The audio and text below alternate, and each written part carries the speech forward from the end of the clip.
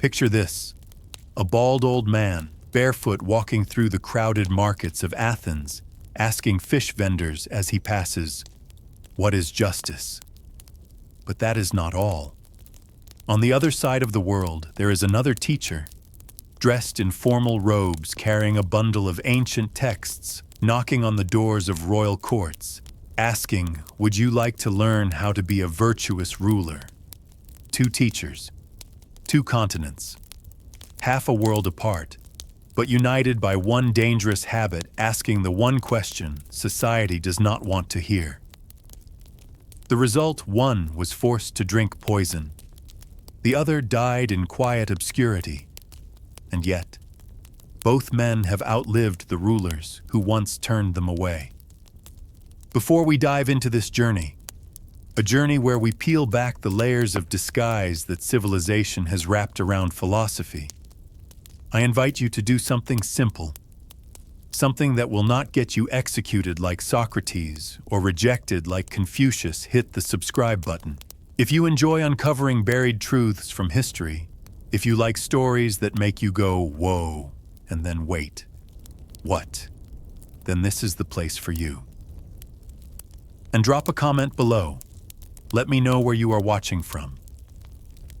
It is strange and beautiful that we are connecting, not through dogma, but through a shared curiosity about one of humanity's oldest questions. What does it actually mean to be human? Today's story is not just about Socrates or Confucius. It is about the quiet power of a single question, one that can shift destinies, shake empires, and sometimes turn the one who asks into someone immortal. Some rule with armies, others control with silver and gold. But there were two ancient old men, no soldiers, no money, no official titles, who simply walked around and asked questions. They asked so persistently they shook empires. They asked until kings and rulers were left speechless. They asked until one of them was forced to drink poison, and the other was turned away by 14 different countries. The world knows them as Socrates and Confucius, but they should have been called the two relentless questioners who made history hold its breath. Socrates, the dusty old man of Athens, bald-headed, barefoot, and always lurking behind the fish sellers to drop philosophical bombs.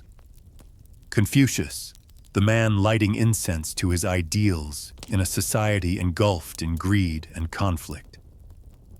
They lived nearly 100 years apart on opposite ends of the world and never once met.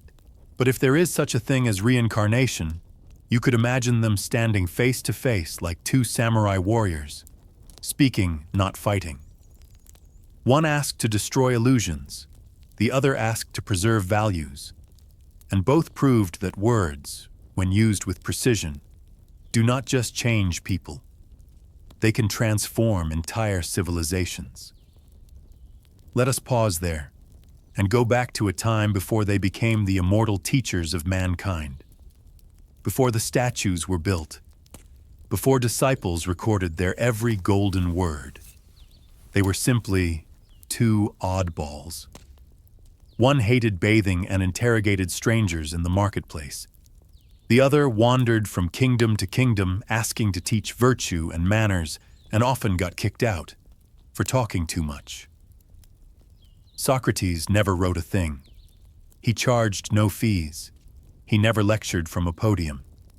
He simply wandered the agora, the central square of Athens, and asked ordinary citizens, priests, politicians, "What do you think justice is?" A simple question. But the answer, if there even was one, would drag you down into the underworld of logic, where you were forced to admit you knew absolutely nothing. And that right there was the birth of Western philosophy. Confucius was different. He took notes, had students, and built an entire curriculum with the precision of a scholar. But his life was one long chain of rejections. He knocked on the doors of Qi. The king laughed him off. He went to Wei.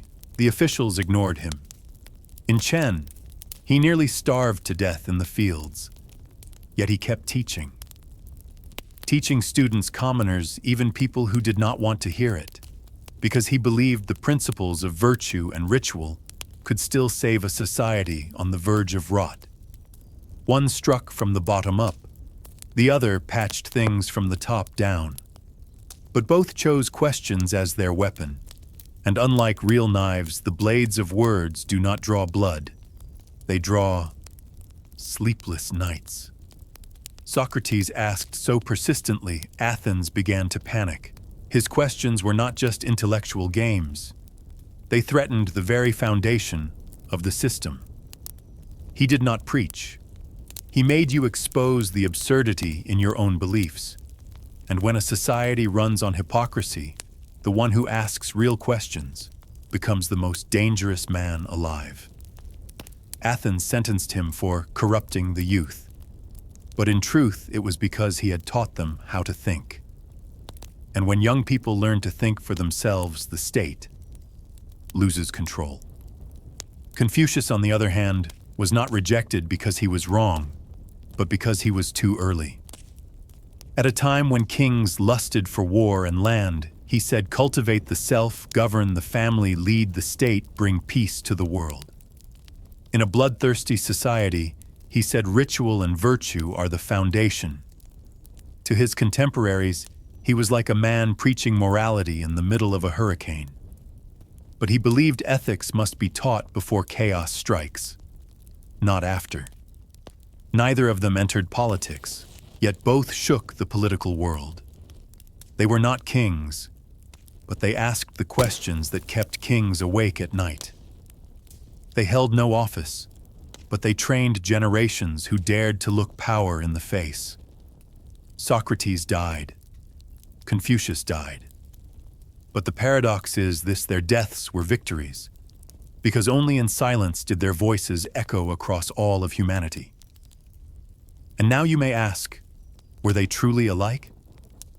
The answer is they shared the same method, but their purposes were different. Socrates asked to dismantle thinking. Confucius asked to shape it. One broke open prisons with words, the other built temples with them. And both understood this world is not lacking in people who speak, but it is dangerously short of people who know how to ask the right questions. Their story does not begin with once upon a time. It begins with a question. And it ends with a legacy of thought that even 2,000 years later we are still trying to answer. Are you ready to continue? Because in the next chapter, we will see clearly asking is never an innocent act, especially when you ask the right person at the right time, and the entire world around you trembles because of a single question. So what does it really mean to live rightly? No one paid them a salary. No one officially hired them. There were no contracts, no nameplates hanging outside classrooms, and certainly no office where they could brew their morning coffee. Yet somehow these two men became the greatest teachers in human history. Let us begin with Socrates. His students, they wore no uniforms. They turned in no homework, and often had no idea they were students, because his classroom was any place where someone carelessly expressed an opinion. You might be buying fish in the middle of the Athenian marketplace when suddenly a bald old man in a ragged robe and barefoot would appear and ask, "So what is justice, my friend?" If you were foolish enough to answer, then good luck. You just entered a 4-hour lesson where every one of your answers would be torn apart by a relentless string of follow-up questions, spinning you like you had just been thrown into a washing machine of logic. No anger, no insults. Just a kind of torture made of pure thought. Socrates did not lecture. He did not declare. He did not chant slogans. He peeled back the layers of belief in someone's mind like a surgeon performing an operation without a blade. To him, real knowledge did not come from books. It came from being forced to think all the way through. And at the end of that thinking often came confusion. That is why the people of Athens called him the gadfly, a wild horsefly buzzing around a horse's neck, stinging just enough to bring the whole chariot to a halt. To the state, he was not a teacher. He was a troublemaker. But to his students, like Plato, he was the first spark that lit the fire of wisdom. Meanwhile, on the other side of the world, Confucius did not ambush anyone. He did not question people in the streets. He knocked on the doors of palaces. If Socrates taught in public squares, Confucius went to every court, every feudal lord, every king, to propose something outrageous. Give me a chance to teach the people virtue. It sounds simple, but imagine going across a land torn by war, hungry for power, split into fragments, and making that kind of offer as if you were living in a peaceful, golden age. He was rejected, again and again. 14 times, according to historical records. Some rulers laughed him off, some let him stay for a few days, then drove him out, some nearly killed him. But Confucius never gave up, because he was not just teaching kings, he was teaching a future that had not yet arrived. Like Socrates, he had no salary, no permanent position, but he had students. Zilu, Zigong, Yan Hui. They followed him, recorded his words, asked him questions that seemed childlike, but revealed the deepest principles of morality in Chinese history.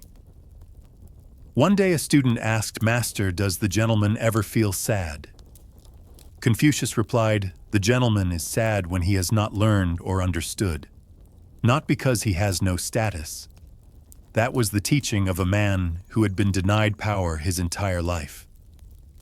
Socrates, the teacher who taught nothing, yet made you feel utterly ignorant. Confucius, the teacher who was never employed yet taught, as if the world was listening. Neither of them waited for an invitation to speak. They forced society to listen, not through power, but through reason. And here is another strange thing they shared. They never went looking for students. Students came looking for them. With Socrates, they came out of curiosity, drawn in by how he could dismantle beliefs with grace. With Confucius, they came out of hunger for ideals. They saw in him the version of China they longed for, a world of order, morality, and direction. And yet both failed in their lifetimes. Socrates was sentenced to death. Confucius died quietly and uncelebrated. But the cruel paradox is this: only after they were gone did the world begin to listen. Their philosophies began as fragments of conversations, scraps of reflection.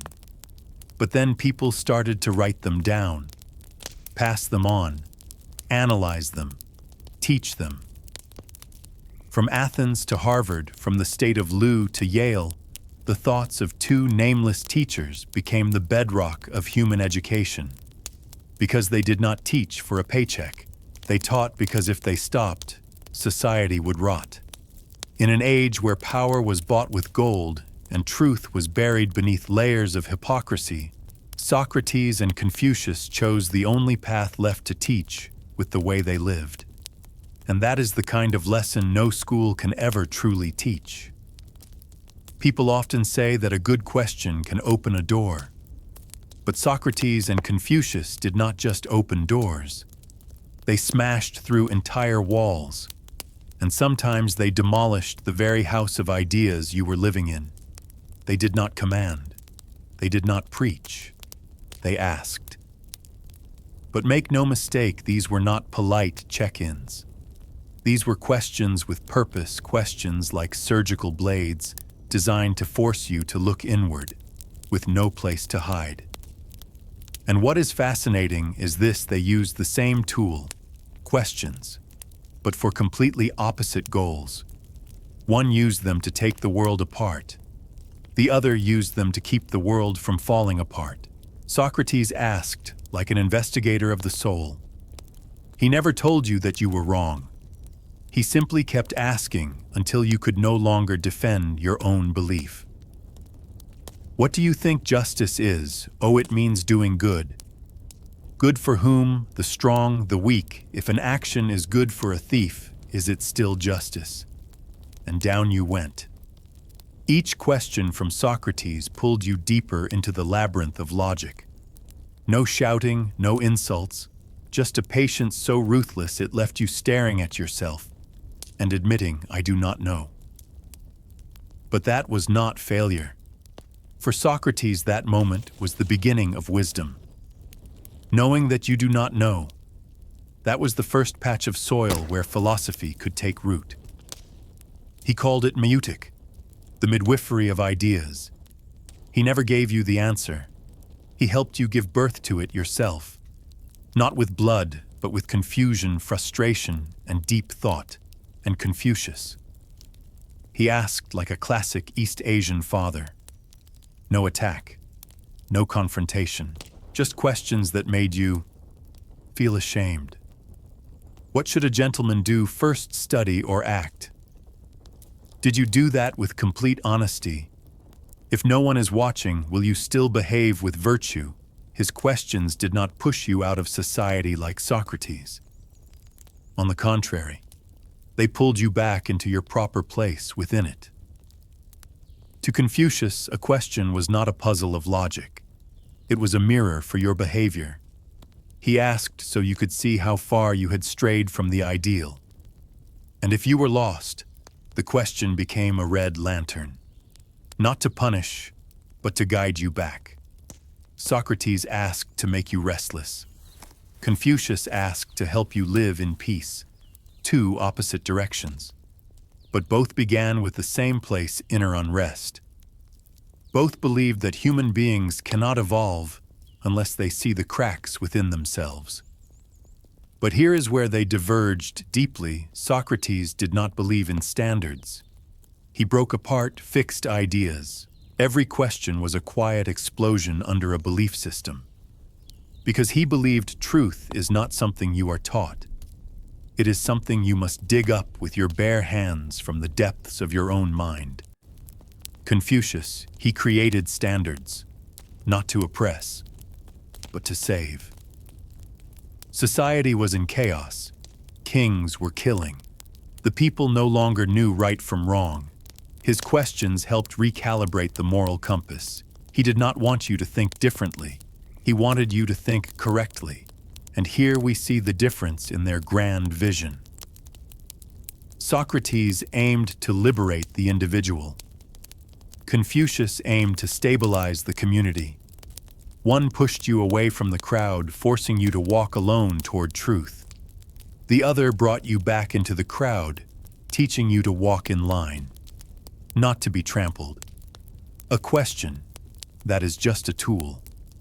But what stands behind the question, that defines the philosopher. Socrates would probably tear apart a classroom where the teacher lectured and no student dared to speak up. Confucius would open his own classroom and begin again teaching the first lesson, humility. So, who was right? The answer is not simple, because it depends on the question you are carrying inside. If you are questioning the system, feeling like something is off in society, maybe what you need is Socrates. If you are feeling lost without direction, living without principle, maybe you are searching for Confucius. There is a bitter paradox here. The man who asked to make you think harder was executed. The man who asked to make you think more rightly was ignored.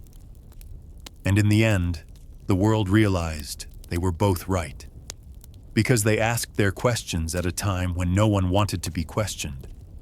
And that is why, even after 2,500 years, Socrates and Confucius still make us sit up straight whenever a serious question is raised. Not because they had the answers, but because they taught us something even more important to ask. Is the beginning of freedom, or perhaps the last chance to save a civilization already falling apart? There is a truth that both East and West must face. People are not naturally good.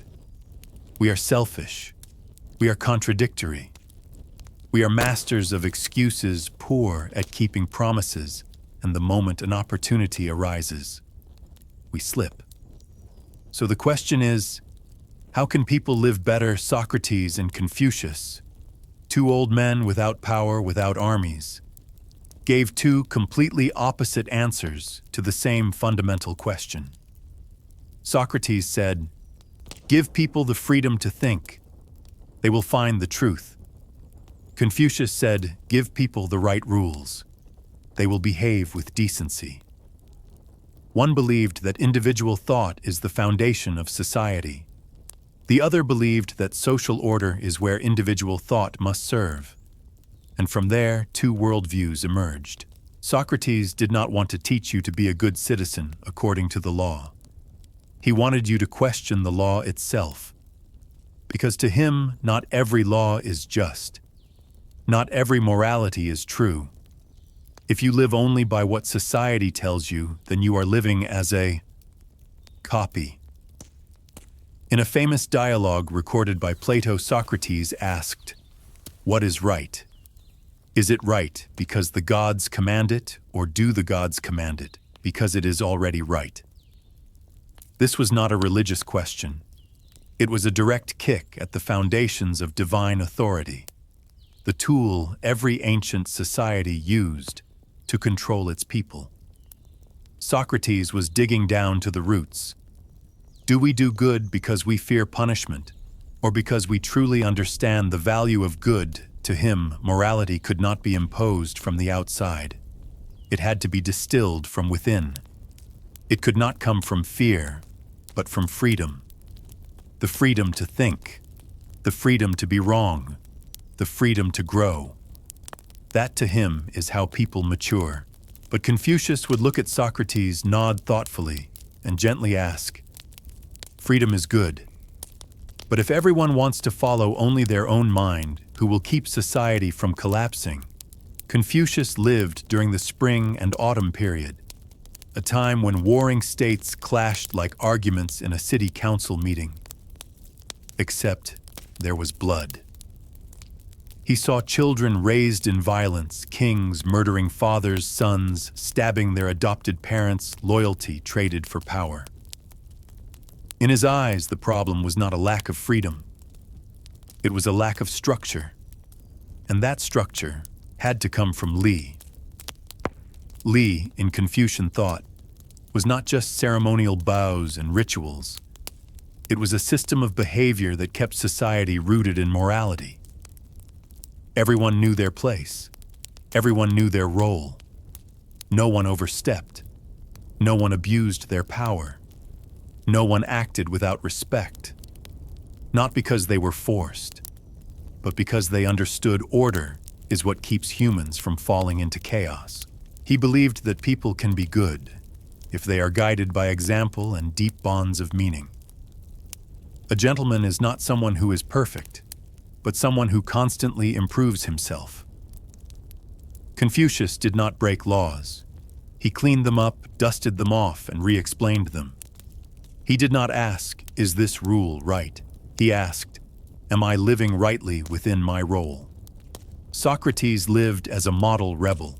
He questioned everything: the government, the gods, collective morality. Confucius lived as the old man fixing the system's cracks. He did not destroy, he restored. And the paradox is, both loved humanity. Both believed people could be better, but they walked in opposite directions. One led you out of the invisible cage you were living in, so you could redraw your own moral map.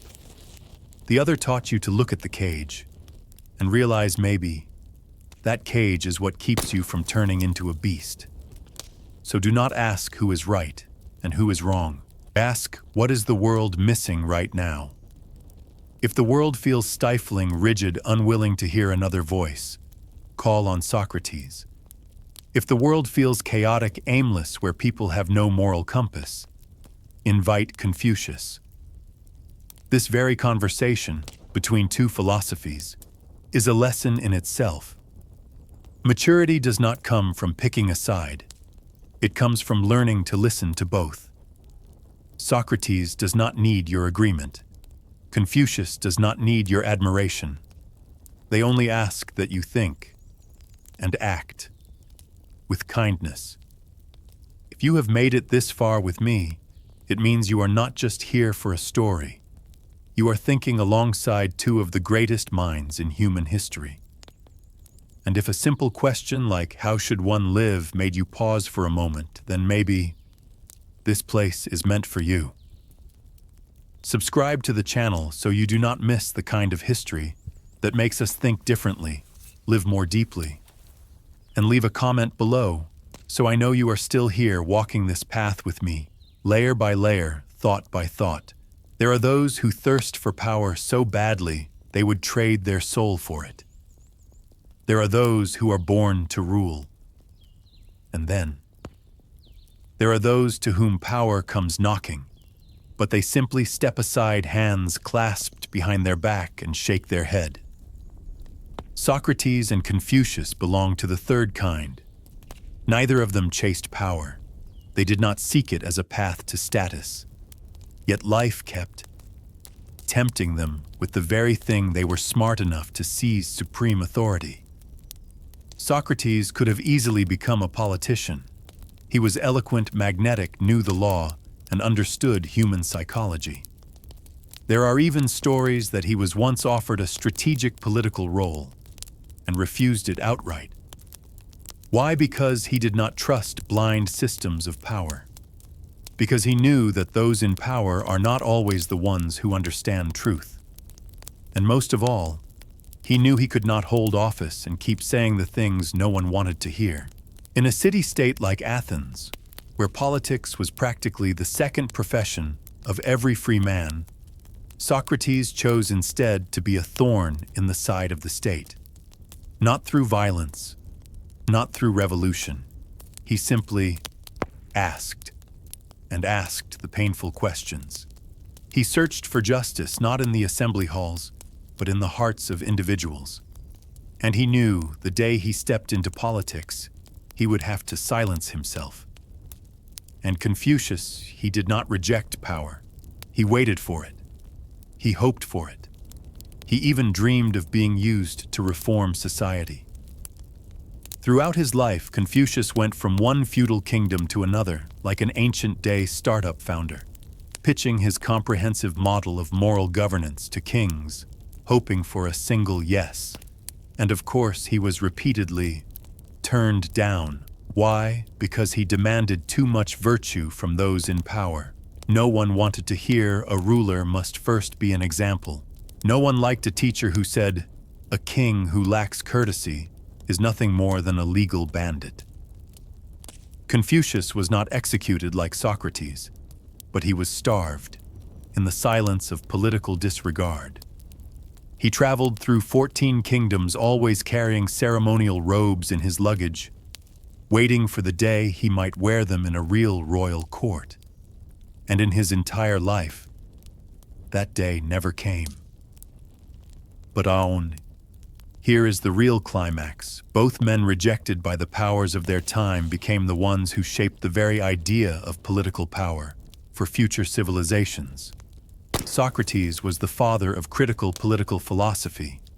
From him came Plato and Aristotle, and with them theories of government separation of powers, civic education, the foundations of modern republics and democracies.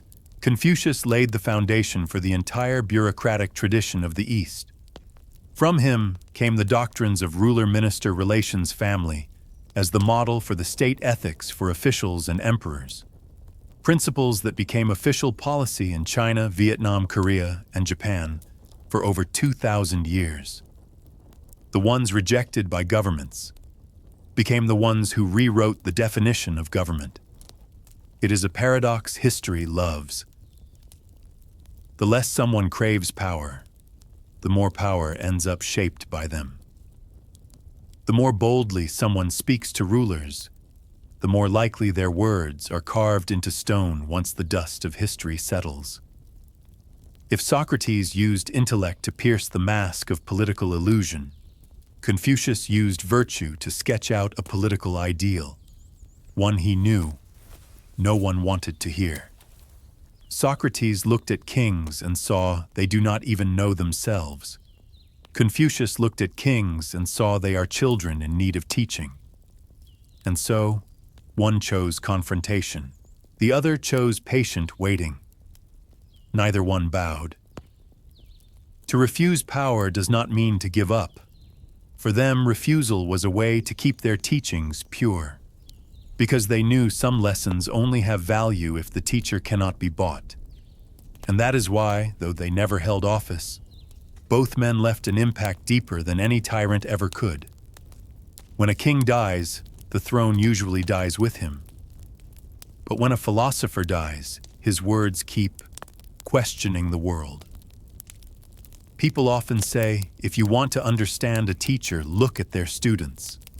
That saying has never been more true than with these two men, Socrates and Confucius. Neither of them left behind any written works.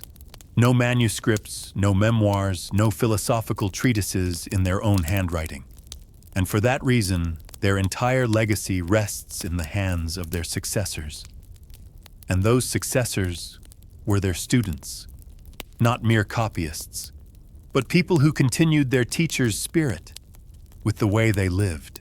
And once again, history plays its game of contrast. In Greece, Socrates' most famous student was Plato, a young aristocrat, brilliant, ambitious, and very talented at one thing: writing. Plato saw in Socrates a flame, but he did not want to simply warm himself by it. He wanted to turn that flame into a furnace of ideas, and he began to write. Dialogues, theories, a vision of an ideal state.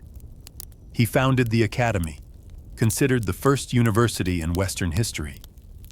Plato did not just preserve his teacher's words. He turned those words into a system. If Socrates was the one who pushed the ball of wisdom down the hill, Plato was the one who kept pushing it. Faster, higher, and with clearer direction. And from Plato came Aristotle, who would go on to teach Alexander the Great. In just 3 generations of teacher and student, a chain of ideas moved from the market stalls of Athens to the very summit of European power, from a man who asked random passers-by questions to a man who trained an emperor, and it all began with an old man who simply walked and asked questions. On the other side of the world, the students of Confucius reflected a very different ideal. First came Zilu, a warrior hot-tempered, brave, and constantly scolded by his teacher for lacking patience. But Zilu was not the obedient note-taking type. He was a man of action. He carried Confucius's teachings onto the battlefield, applying li, ritual and propriety, to how he treated his soldiers and governing with kindness. And his death, beheaded for refusing to surrender, became powerful proof Confucius's students did not just talk.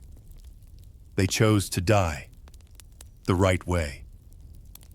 Then there was Zhengzi, quiet, deeply moral, and the first to organize Confucius's teachings into a curriculum: self-cultivation, family order, state governance, peace under heaven. Zhengzi did not just learn ethics, he became the embodiment of ethics. And most notably, there was Mencius, the student of a student who brought Confucian ideas out of the royal court and into the realm of political debate. Mencius could be seen as the rare critical thinker within Confucianism, loyal yet reformist. He boldly declared, "The people are most important, the state is next, the ruler is least." This was something Confucius never said out loud, but Mencius, with a student's spirit, dared to say it on his behalf. And just like Plato, the students of Confucius did not merely echo him. They carried him forward, in their own way, in their own time. But here we begin to see a key difference. Socrates' students developed thought through reasoning academies and ideal governance. Confucius's students developed thought through conduct morality and personal example. One side built monuments with words, the other built them with behavior. One side kept asking, "What is the ideal form of government?" The other side answered through life. A good person is someone who understands their role. The teacher taught through speech. The students taught again, through living. And both groups of students faced a harsh reality: society does not easily listen. Plato, even with his grand ideals, could not save Athens from decay. Zelu, even with ritual on the battlefield, still died at the hands of a traitor. Mencius, even with cries that the people come first, was rejected by feudal states just like his teacher. That is why they say the best student is not the one who repeats the teacher's words. It is the one who dares to live, fail, and defend the ideal, even when it no longer fits the times.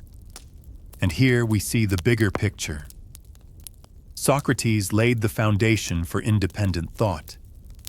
Confucius laid the foundation for communal character, and their students. They were how history chose to preserve the seeds of two philosophies, planting them across the centuries, waiting for the moment when humanity would finally be mature enough to understand. There were no drums, no national mourning, no monuments raised overnight. Socrates died as a criminal. Confucius died as a nobody. History may be fair to ideas, but it is almost always cruel to the ones who created them. Let us go back to Athens, the year 399 BCE, a courtroom. A 70-year-old man, no defense lawyer, no witnesses to speak on his behalf. Just himself standing before a jury of 500 citizens and calmly saying, "I am the gadfly the god has sent to stir this city. If you kill me, Athens will fall asleep once again." His crimes: corrupting the youth, not believing in the city's gods, the truth. He dared to ask the questions no one wanted to answer. He dared to make rulers feel naked beneath their robes of power. And so Athens, the proudest democracy of the ancient world, killed the teacher of critical thinking. Not with a sword, with a cup of poison. Socrates did not run. He did not beg. He did not appeal.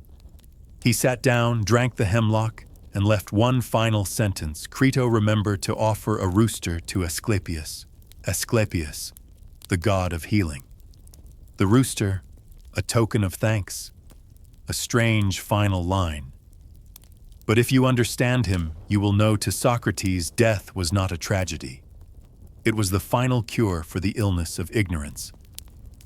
He died, but left behind something more dangerous than all his teachings: the image of a man who dared to hold on to his questions until the very end. Meanwhile, in the East, Confucius had no dramatic ending, no trial, no sentence, just silence. After decades of teaching, being rejected by 14 kingdoms, walking thousands of miles in hopes of reforming a broken world, he returned home. In his final years, Confucius no longer pitched his vision of ritual and morality. He wrote books. He compiled ancient poetry, organized the classics, and refined the teachings of ages past. It is said that in his final year, he stood watching the sunset behind his garden and sighed. The phoenix no longer flies. The river no longer speaks of the past. I am done.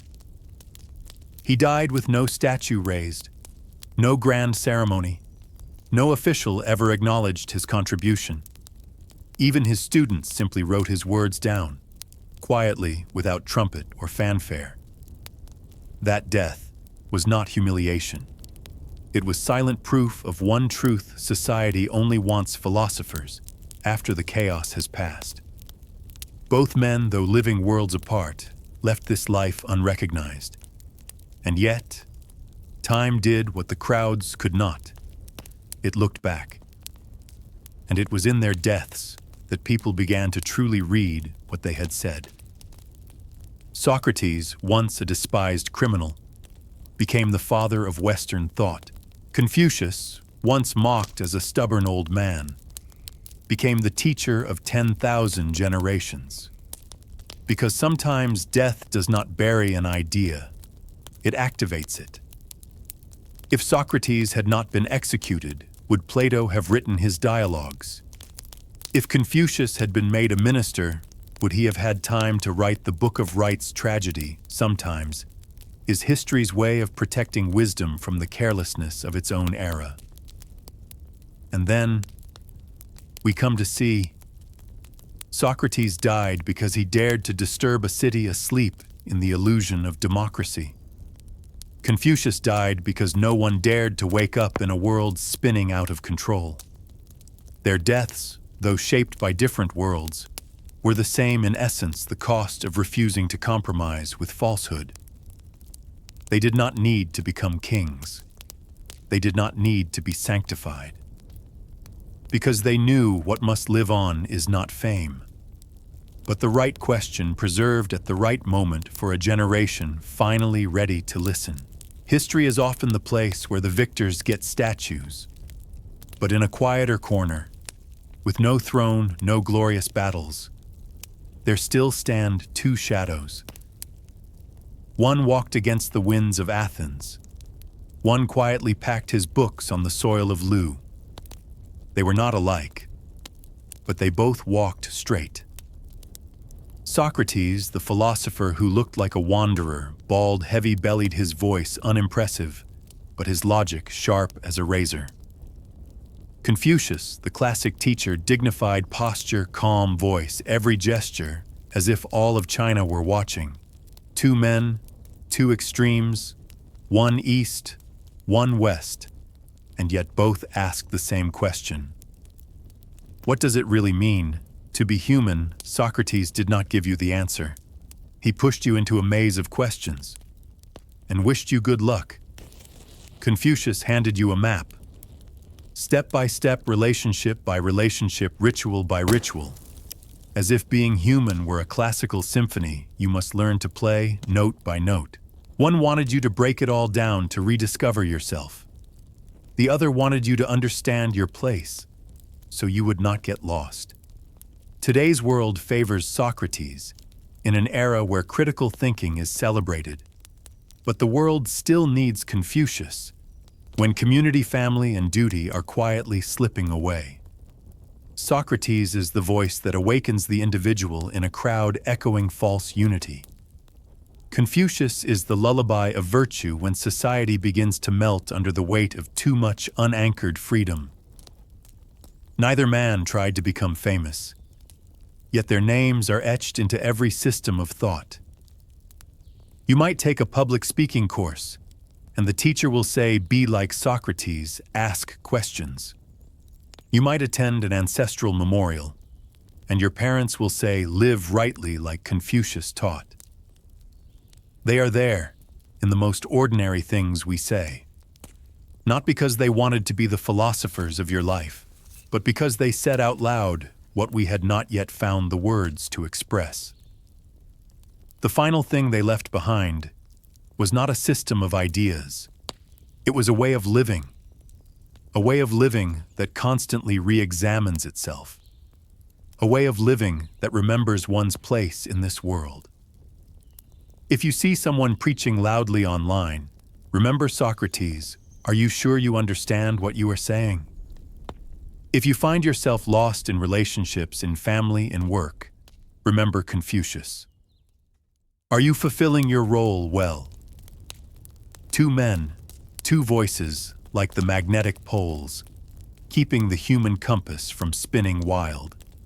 And perhaps their greatest tragedy was also their greatest glory. They were born before their time, but they lived forever for the times that came after. They did not fit the world around them, because they did not say what was easy to hear. They said what needed to be heard. Socrates, the teacher who wrote nothing, kept nothing left, only memory. Confucius, the teacher who recorded the universe in words, but was not believed until after his death. You can choose to be a challenger like Socrates. You can choose to live with integrity like Confucius. But above all, learn this from them: do not live as if you will live forever. Live as if one day someone will learn how to be human by looking at the life you lived. No applause, no spotlight, just a glance toward two paths that once crossed where no intersection was expected: the human heart. Thank you for staying with me until the very end of this story. Not everyone has the patience to truly listen, and even fewer are willing to truly think. If this journey touched something in you, consider subscribing to the channel so we can continue uncovering the forgotten layers of history together. Leave a comment. It does not have to be long, just honest. Because sometimes even the smallest voice can ripple through time. The stories to come will go even deeper.